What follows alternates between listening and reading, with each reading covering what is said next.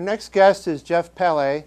Geoff is the Director of Research at Ballotpedia. I think most of you know that I'm a big fan of Ballotpedia. I think it's the best internet site for information on politics.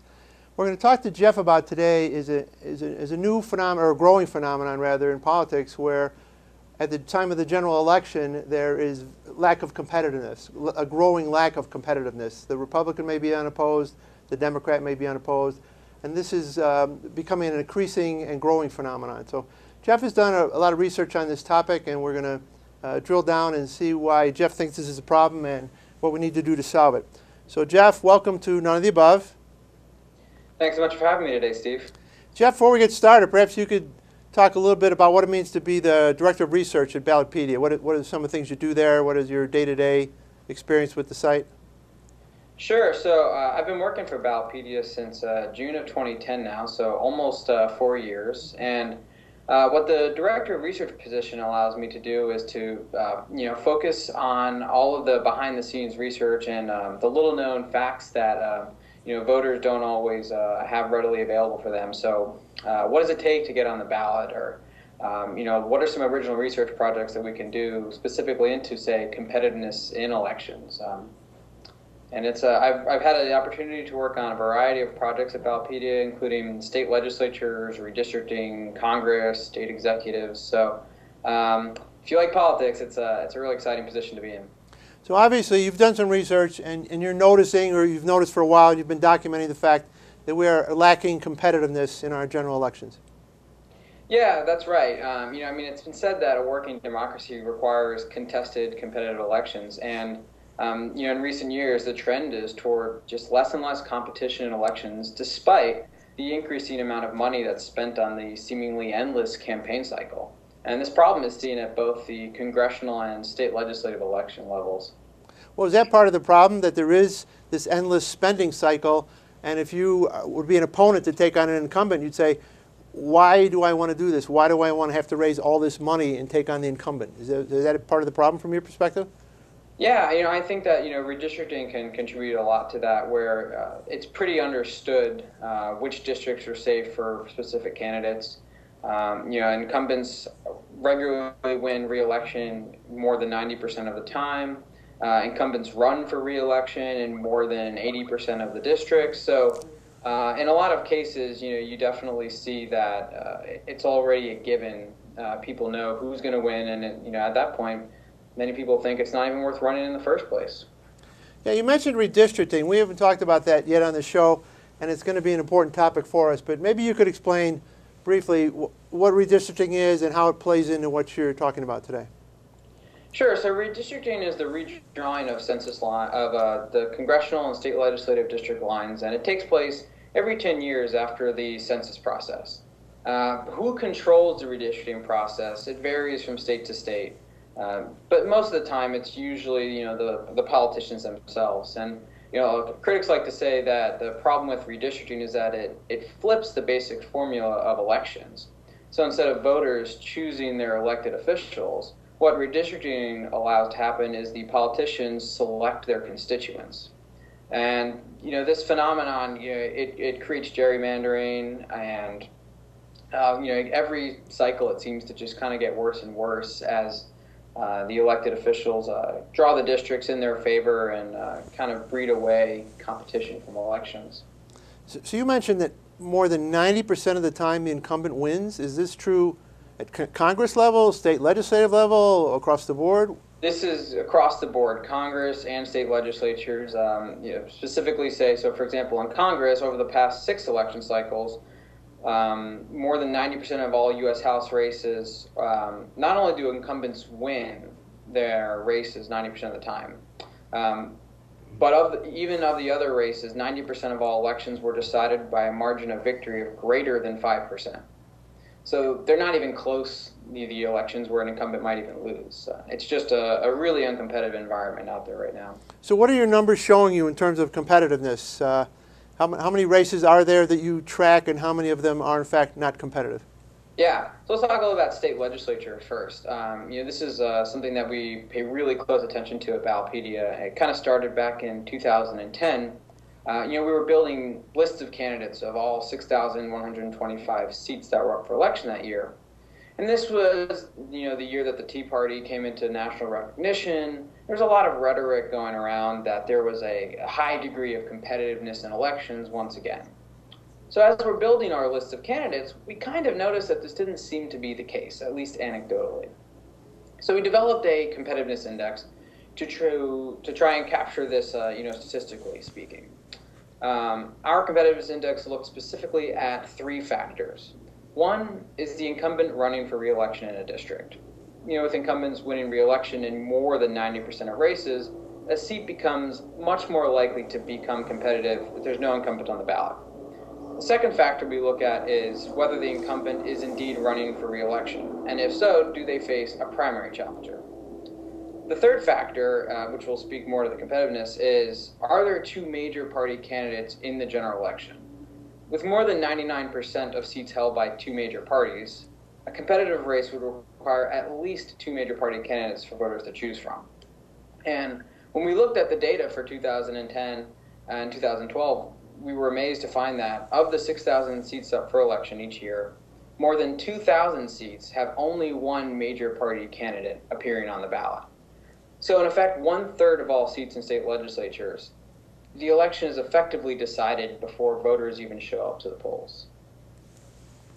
That's stunning. Now, is that a recent phenomenon? Has this been developing over the last decade or two? How historical have you been in your attempt to define this problem? We haven't had a chance to go back too far beyond 2010 yet. We really hope to do that at some point in the years ahead, but it does seem to be a situation that's growing. The competitiveness seems to be on the decline, and especially right after the redistricting process. We saw a 6% increase from 2010 to 2012 in the number of seats that did not have 2 major party candidates on the ballot. So it does seem to be getting worse. Now, I would think that people would argue that in redistricting, even if, as you said, the candidates are selecting who they want to represent, that since most of this will be new territory for them, a challenger may say, if I'm ever going to take on an incumbent, I would take on an incumbent at a time when they're trying to introduce themselves to their new district, because I kind of have an equal shot at that. But you're not seeing that happening. Some of the data in 2012 with Congress specifically saw a little bit of that. In particular, I think with respect to some, resignations. So the example that kind of jumps out for me is Barney Frank, where he chose specifically not to run for re-election, and he made no bones about saying that the whole reason was because he didn't want to have to meet new constituents in his district that was redrawn to include something like 200,000 different residents than who he previously had represented.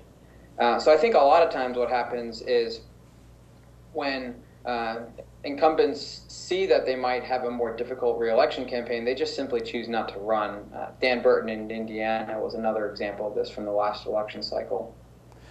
Now, one of the things that I've observed, but I don't have a statistical basis to prove, and I don't know if you have any insight, is this notion that a lot of times, in order to protect the party, whether the Democrat currently holds a seat or the Republican currently holds a seat, the incumbent waits until the very last minute to say whether or not they're going to run again. Now, they've probably let the party know they're not going to run again, but by waiting so long to make that announcement, they may then preclude a challenger for stepping up because the challenger didn't have enough notice, didn't have enough time to start raising money. Yeah, this is definitely something we've noticed. It seems to take a different shape and form in every state, but in every state we've looked at, there is some semblance of the incumbents controlling essentially the rules of the game. A couple of stories come to mind right away. In Maryland earlier this year, they altered the filing deadline for candidates. Normally it was, somewhere along the lines of March or April, and the legislators moved it up to January. The reason for that was because they admitted this, that they wanted to see prior to the session who they might be running against for election, because this would help them shape how they voted during the session on bills. They can now manipulate what they voted on just to make sure that they could protect their incumbency status. In South Carolina in 2012, hundreds of candidates were kicked off the ballot, in part because the political party themselves made the process complicated for non-incumbents, and they had to fill out essentially a second form that the political parties did not help them with. And there were tons of lawsuits, and candidates ultimately, in many cases, had to file as petition candidates just to get on the ballot at all. A third example would be in Idaho. The Republican Party tried to change the rules this past year for primary ballot access. They wanted to institute a change where any candidate would actually require specific approval from the party themselves in order to obtain ballot access. The change didn't actually go through, but these three examples kind of indicate a growing trend where ballot access is just being increasingly restricted for those not connected within the existing major political parties. It's interesting you mentioned Maryland and the maneuvering of the dates. In Illinois, which is where I'm from, and I maintain most of my political contacts, there's been a horrendous pension problem for years. Illinois was cited as being one of the states that had the deepest pension hole to dig out of, hundreds of billions of dollars. Yep. And what happened is in November, the General Assembly met in what they call their veto session. And in the veto session, they did not address pensions at all. They didn't touch it. Yet 3 weeks later, the day after the filing deadline, they came back and voted on pension reform. So this goes back to what you were saying. These people who are trying to hang on to their seats want to protect what may be perceived as a vote that is not a good vote for them.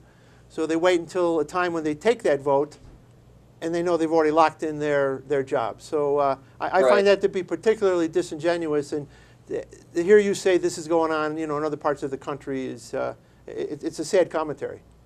Yeah, and that Illinois story sounds all too familiar for Illinois, and you're very familiar with it, like you said. Illinois has always stood out in my mind because of the paperclip stories, where candidates will be disqualified from the ballot because they either didn't use paperclips on their ballot application forms, or they, in some cases, used paperclips instead of staples. I mean, just the kind of most trivial reasons for removing candidates from the ballot, and it just contributes to the lack of competition in general elections.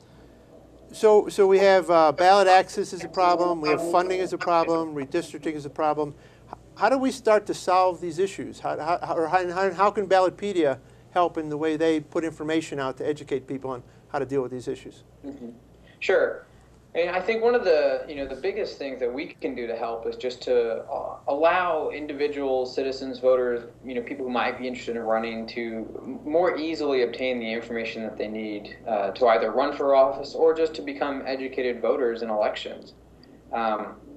I'm sure it'll come up much more later on, but with the increasing amount of gerrymandering of the districts, and with population migration, and just districts in general becoming much more single-party controlled, the primary becomes a much more important event, and it's often difficult for voters to even understand that primaries are important. With general election turnout as low as it is, and primary election turnout is 10% usually that of a general election, so trying to really just make it much more obvious and more accessible to get information about their elections for both voters and candidates, that'll really help a lot. At least we hope in the long run.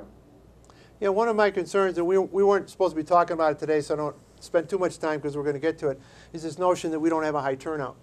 Do you think part of the reason we don't have a turnout is, let's say the person wakes up on November 8th or whatever it is, this election day, and they say, well, no one's even running against my U.S. Senator, no one's even running against my congressman or woman, I don't want to get out of bed to go vote for the school board today. Do you think some of it is that there's lack of competitiveness at the top of the ballot?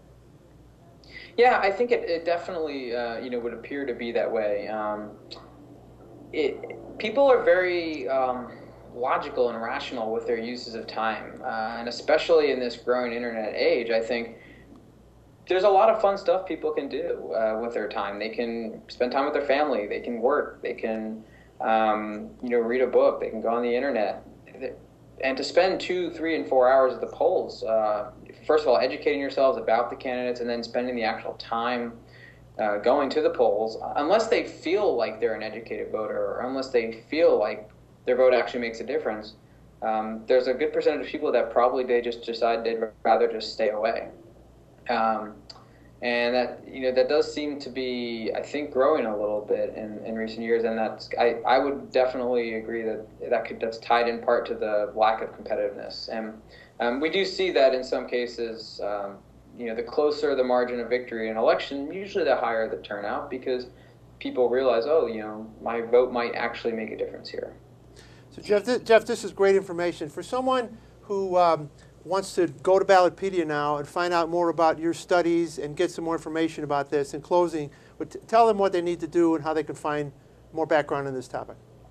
Sure. So you can just visit ballotpedia.org. There's a search bar that you can, search Competitiveness Index, and you get all of the studies that we've done specifically into state legislative competitiveness.